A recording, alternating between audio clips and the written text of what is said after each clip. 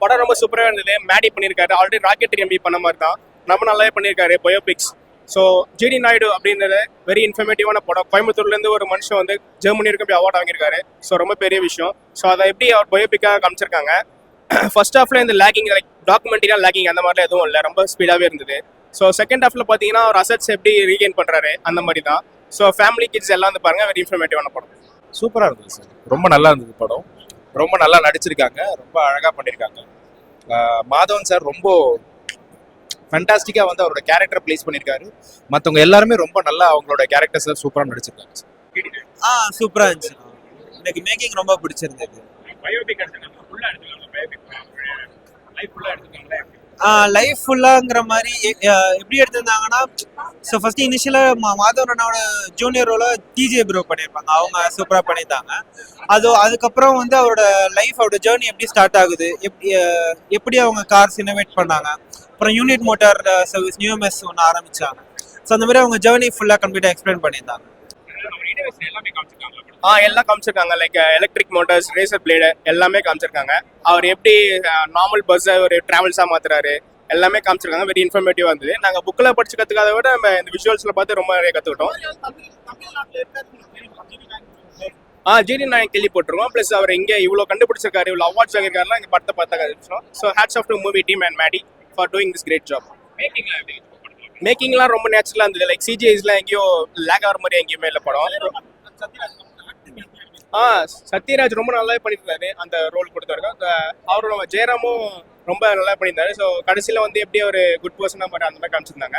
So நல்லா இருந்துச்சு movie. நல்ல மூவி.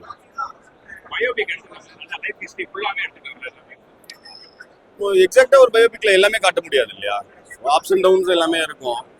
கொஞ்சம் டாக்குமெண்ட்ரி மாதிரி தான் இருக்கும். நான் வந்து பர்சனலா ஒரு மியூசியம் போயிருக்கேன். ஸோ நான் அங்கே பார்த்த மெஜாரிட்டி விஷயங்களை வந்து அவங்க மூவில யூஸ் பண்ணியிருக்காங்க, எல்லா ப்ராப்பர்ட்டிஸுமே.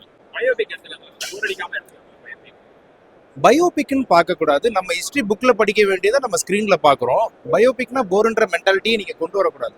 நம்ம பயோபிக்னா போரு, ஸ்கூல்னா போருங்கிற மென்டாலிட்டி மறந்துட்டு படம் ரொம்ப அழகாக இருக்குது. இதை வந்து நீங்கள் படமாக பார்த்துட்டு அவரோட ஹிஸ்ட்ரியை தெரிஞ்சுக்கிறதுக்கான ஒரு ஆன் ஸ்க்ரீன் வாய்ப்பாக தான் நீங்கள் நினச்சிக்கணும். ஆமாம் ஆமாம், எந்த அளவுக்கு மேக்ஸிமமாக காமிக்க முடியுமோ, எந்த அளவுக்கு மேக்ஸிமமாக வந்து நல்லா போர்ட்ரேட் பண்ண முடியுமோ, கரெக்டாக போர்ட்ரேட் பண்ண முடியுமோ அப்படி பண்ணியிருக்காங்க. சூப்பராக இருந்துச்சு. ஸோ அவர் ஏஜ் ரோல் பண்ணுவார். ஸோ அதெல்லாம் ரொம்ப ரொம்ப அழகாக பண்ணியிருந்தாங்க. ஜெயராம் சரி, சத்யராஜ் சரி, எல்லாருமே அவங்க ரோல்ஸ் கரெக்டாக பண்ணியிருந்தாங்க. ரொம்ப ட்ராமா அப்படின்லாம் எதுவுமே கிடையாது. அந்த ரோல்ஸ்க்கு என்ன தேவையோ அதை பர்ஃபெக்டாக எக்ஸிக்யூட் பண்ணியிருந்தாங்க. இல்லை டாக்குமெண்ட்ரி மாதிரி இல்லை. ஸோ ரொம்ப கிரிப்பிங்காக இருந்தது. ஸோ எனக்கு வந்து போர் அடிக்கல. பயோபிக் வந்து நான் போர் அடிக்கும்னு நினச்சேன், அந்த டைம் பார்க்கல. ஸோ இது எனக்கு சுத்தமாக போர் அடிக்கல. அவங்க வந்து ஒரு செகண்ட் ஒய்ஃபாக பண்ணுறாங்க. செகண்ட் ஒய்ஃப் பண்ணும்போது லைக் ரொம்ப அது இதுவாக ஃபீல் ஆகும், நேச்சுரலாக ஃபீல் ஆச்சு. ஸோ அவங்க எப்படி இதுவாக இருக்காங்க, ஃபைனலாக எப்படி அசஸ் ரீகெயின் பண்ணுறாங்க, அந்த மாதிரி செகண்ட்ஸ் ஆஃப் இருக்கும். கிளைமேக்ஸில் வந்து லைக் அந்த அசட்ஸை அவர் எப்படி ரீகெயின் பண்ணுறாரா அந்த மாதிரி இருக்கும்.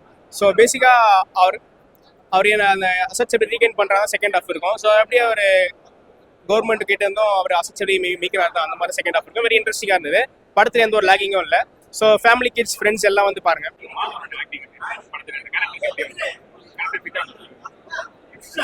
இந்த கேரக்டர் எல்லாருமே ஒருத்தர் சொல்ல முடியாது. இந்த மூவி ஃபுல்லா எல்லாருமே அவங்க ரோல கரெக்டா பண்ணியிருக்காங்க அப்படின்னு தான் நான் நினைக்கிறேன். எல்லாருமே அதான் சொல்றேன், யாருமே வந்து ஒரு ரோல்ல வந்து இவங்க இதை சரியா பண்ணியிருக்கலாம் அப்படின்லாம் தோணாது. இப்போ என் ஒப்பீனியன் என்னன்னா, இவங்க எல்லாருமே அவங்க வேலையை கரெக்டா பண்ணிட்டதுனால எனக்கு என்னமோ மூவி ஸ்டோரி தான் இம்பாக்ட் இருந்துச்சே தவிர இவங்க ஆக்டிங்கை பார்க்கணும் அப்படின்னு எனக்கு தோணவே இல்லை. ஃபண்டாஸ்டிக் ஆக்டர்ஸ், ரொம்ப சூப்பராக நடிச்சிருக்காங்க. ஜெயராம் சார் ரொம்ப சூப்பராக நடிச்சிருக்காரு, சத்யராஜ் சார் ரொம்ப சூப்பராக நடிச்சிருக்காரு, மாதவன் சார் ஃபண்டாஸ்டிக்காக ப்ளே பண்ணியிருக்காரு. வெரி நைஸ் மூவி, அருமையாக இருக்குது சார்.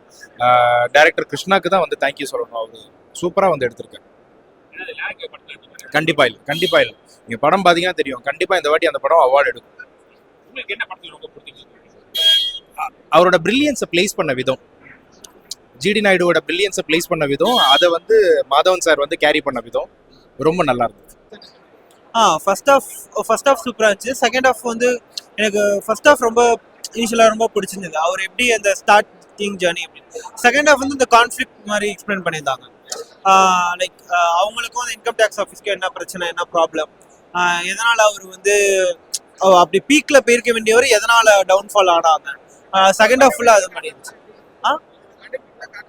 கண்டுபிடிப்பு நிறைய கட்டுறாங்க. மோர் அவர் கண்டுபிடிப்பு அவர் நிறைய இனோவேட் பண்ணியிருக்காரு. அவர் வந்து நிறைய இனோவேட் பண்ணியிருக்காரு. ஸோ அந்த மாதிரி விஷயங்கள் தென் அண்ட் தேர் காட்டுறாங்க.